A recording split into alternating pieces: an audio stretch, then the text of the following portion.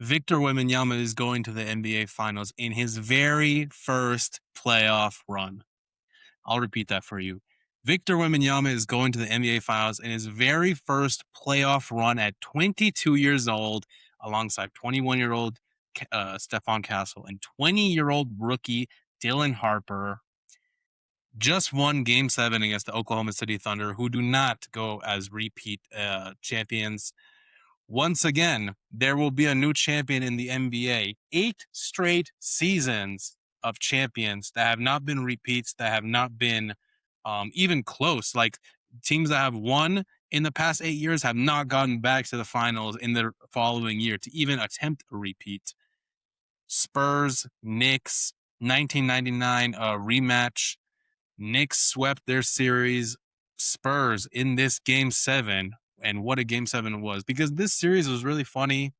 Game 1, we had an absolutely classic double overtime game that had incredible moments, incredible plays by Wemby with his 40-20 game, and Shea and J-Dub and all that stuff.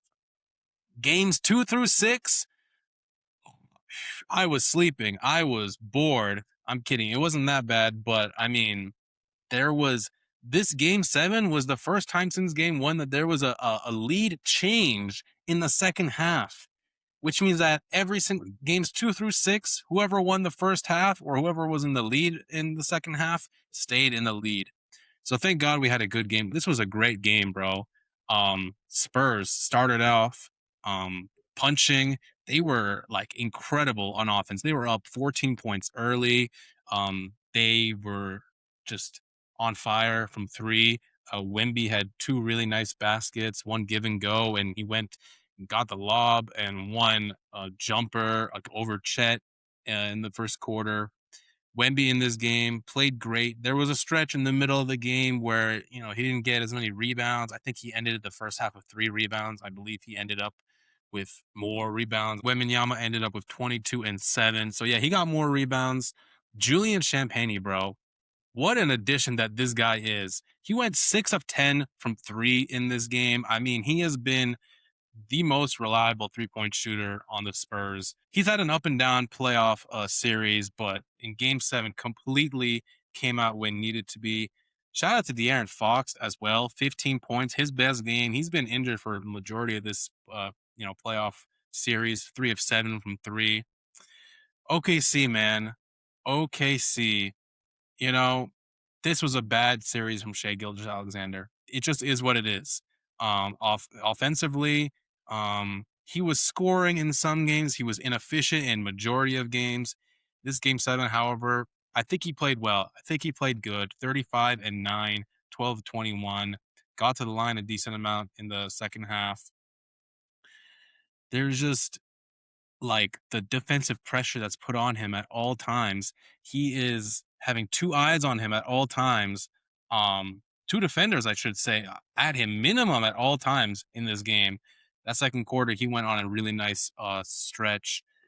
But I got to Chet Holmgren, bro. No J-Dub.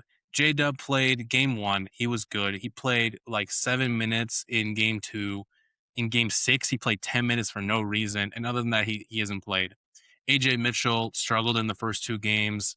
I think he played 3 games total and hasn't played since.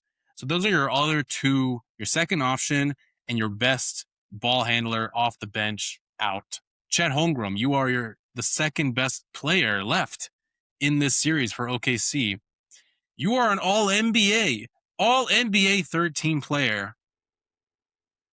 4 points, 4 rebounds, 1 of 2 from the field, 0 shot attempts in the second half. He was on the perimeter in this game, and he was passing the ball around like he was Lou Dort, or he was Caruso, or he was Cason Wallace. Like he was just another guy stretching the floor out for Shea to do his work. Like he's not supposed to be the second best player on this team. And we've seen in this matchup, he does not know how to, get his game off against Wembanyama, which, fair, it is Wembanyama. But even so, this is an absolutely horrific showing in a game where, Game 7, this is it. You put up 2 shots, nothing in the second half. Just absolutely despicable. Like I said, Shea had a decent game. Cason Wallace really came up clutch in the fourth quarter here. He had 4 of 5 from three. Wasn't enough. Jay Will was the best center, 11 and 10. Caruso, man, Caruso 3 of 14. He was shooting the ball. He was going up. He tried to dunk on Wemby. He was doing a lot. But like I said, there's no AJ, no J Dub. Shea is tired as hell in these games, bro. I thought that Jaron McCain really needed to play more in the second half of this game. He had a great first quarter, 8 points. In the third quarter, and yeah, I guess he played 12 minutes in the second half and did not do enough.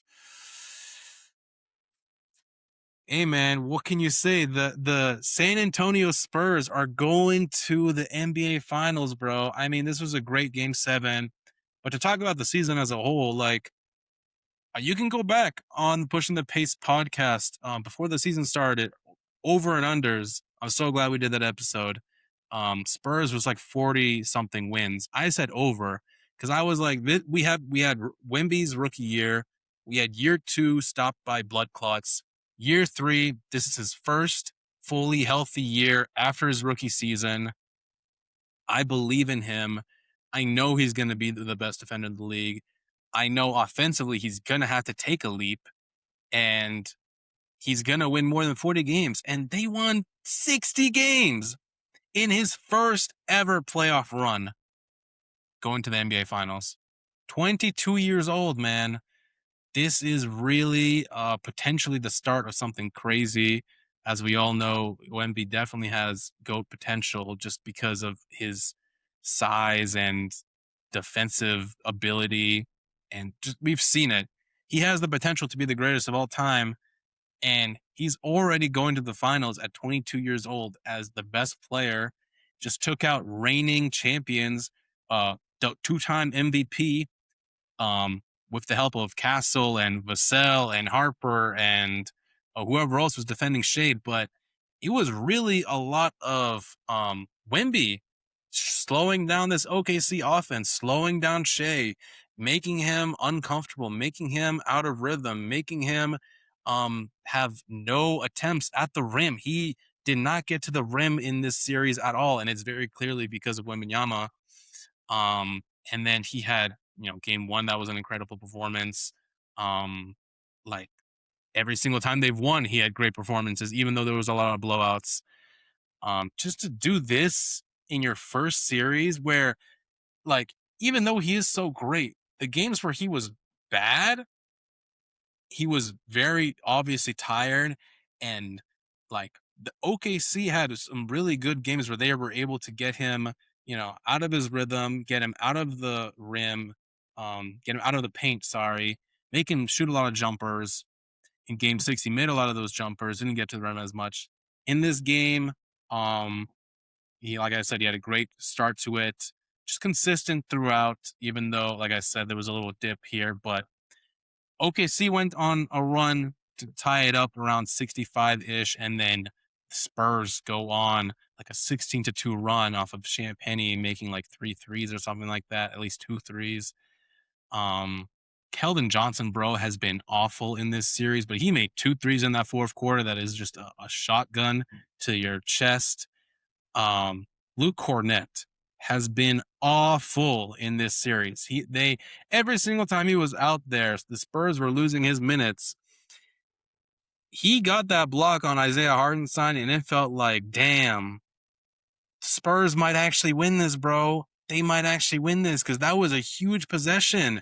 That was a 4-point swing in a game that was like about 8 point difference. Like if OKC got that off, they could have gotten it closer to 5. Like they were in this game, but like the Spurs kept punching back, and the amount of poise that they have for a team this young to be able to punch back and hold themselves and like just continue to believe in themselves and the way that they play on offense, and for Dylan Harper to be 20 years old and have a jumper, basically isolation against Caruso, to get an offensive putback layup in that fourth quarter as well was huge. Keldon Johnson stepping up, like I said, De'Aaron Fox hitting his threes was huge because he's been really injured in this series and has not been playing the way that he should be. I mean, I'm so glad this was an entertaining game because this series I was hyped up so much had a just blowout and not very close games. This was a close game, and OKC gave us some hope. But Chet, it's really bad. And I mean, where did they go from here for OKC? I don't know. I don't think they really need to make some crazy changes, man. Like this has still been some of the most dominant 2-year stretches in terms of games won, 60 plus, almost 65 games in each of the last 2 seasons. You have the MVP, made it to the Western Conference Finals, won in the finals. Your second best player, your most important bench player, basically are zeros for the entire series. Your MVP plays well below his standards. Your supposed second best player in Chet is horrible. Doesn't have a single 20-point game in the entire series. You employ Lou Dort, so there's a lot of negatives you can put on it. At the end of the day, they were still in it. They were still in game 7 with 5 minutes left in the game. There was still a chance for them to win. So I don't think that you can go too crazy next season or this offseason about what we can do. But, J-Dub has had this injury for a long time. Just throughout the entire season, he has been available. I think Chet, there's some really got to look deep inside, bro, and say, like, do I really believe that I am a third team All NBA player? Do I deserve this contract? Because I'm not playing like I deserve this contract. That's what I would say to him. You're not playing like you deserve this contract, bro. Shea, this was a bad series from you. Really gonna have to, I think, like, he is so good in the regular season, but in this postseason, especially, and in the last postseason, he hasn't had incredible, consistent. He has good games, especially in the last postseason. This postseason, even against the Lakers, like he had inefficient games in that series. In this series, you could say Game 7 was his best game for sure, but even then, he was just completely gassed in this one. So yeah, I think there's definitely going to be some changes going forward for Shea. I think he's going to have to spam the 3 a bit more because in this series, he doesn't trust his 3 enough. He can't get to the rim with Wembanyama, and the amount of pressure that's being put on him, the double teams that's being put on him at all times in the mid range where you get your bread and butter shots off, inability to be in rhythm because of that. There's going to be some changes going forward. But I don't think there's going to be a Giannis trade. I don't think there's going to be something huge. And then the Spurs finals, just ridiculous. I don't know what else you can say. Just absolutely ridiculous. The New York Knicks are waiting, bro. I don't know. I was really feeling the Knicks to win the series against either of these teams. Now that we're actually here, I'm like, ugh. Oh man, Wembanyama. Oh boy, this guy is the real deal. But I don't know. I'm gonna have to think about it a bit more, do a bit more research. Just look at how these teams play and all that. Discuss on the podcast tomorrow. But this is going to be a great finals series. I really believe that. I think the Spurs are obviously very likely possible to win this series. The Knicks are very likely possible to win this series. It's a toss-up for me at this point. It really is, because the Knicks are on this astronomical offensive level right now, and they're going against the best defensive player in the world. And how is that going to clash? How is the Cat matchup against, Wemby? They're not. I don't see them really guarding each other exactly. But how is, Cat's ability to space the floor going to be a real asset for them? How is Brunson going to be able to handle, Stephon Castle? That's going to be a good challenge for Castle. How is OG and Mikal? Like, these guys are going to be on Wemby a lot. How is Wemby going to handle that? How are they going to be able to get him out of the rim, out of the paint?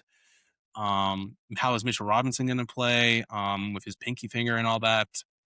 Is the Knicks bench still going to be on fire? Because the Spurs bench isn't really that good. Like Keldon Johnson has been bad. Luke Cornett has been bad. Harrison Barnes doesn't play. Like, is Dylan Harper off the bench? So that's gonna be interesting. Shamit, those guys, how are they gonna play? De'Aaron Fox, he needs to have a good series for sure. Stephon Castle, had a good start to this game, but he had some turnovers in this one. He really limited his turnovers since the first two games when Fox came back. And Dylan Harper, brightest lights, are you still gonna rise up like he has in every single game? I don't see why not, but you never know. This is gonna be a really fun series. Great game, great series ish. At the end of the day, there was really two great games in this series of seven. But finals, Spurs, Knicks, we're gonna get a new champion again. It's either gonna be Wemby's first ring at 22 years old in year 3, his first fully healthy season, outside of his rookie year already with this young core already going to be stamped? Or are we going to get the Knicks winning for the first time in 50 years off of Brunson and Cat and OG and McHale and Mike Brown and this offense that has went to the moon since since the Hawks series? And are they going to win? Are they going to be able to shut down Wemby and give him his moment that, hey, you might be young and you might have gone to the finals, but you're just not right there yet. Or maybe Wemby says, hey guys, I'm going to be the best player in the world for the next 10 years and maybe the best player you'll ever see in your life. Who knows, man? Who knows? But yeah, man, that was game 7. That was the Western Conference Finals. We got the damn finals coming up. This is going to be really fun.